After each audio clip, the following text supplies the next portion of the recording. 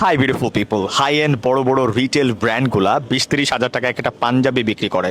একবার ভাবেন তো যে এই পাঞ্জাবি আসলে কারা পারচেস করে? আপনি কি ভাবছেন?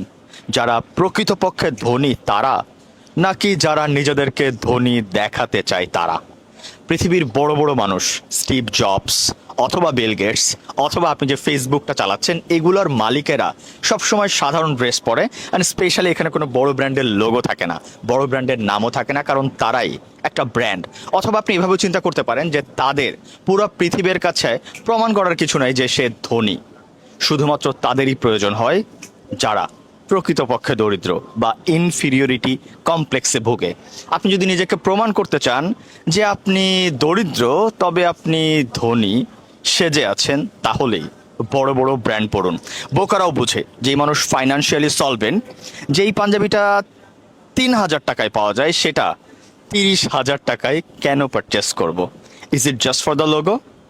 এটা নিয়ে ভাবার জন্য আপনার কাছে পুরো রাত আছে। Good night.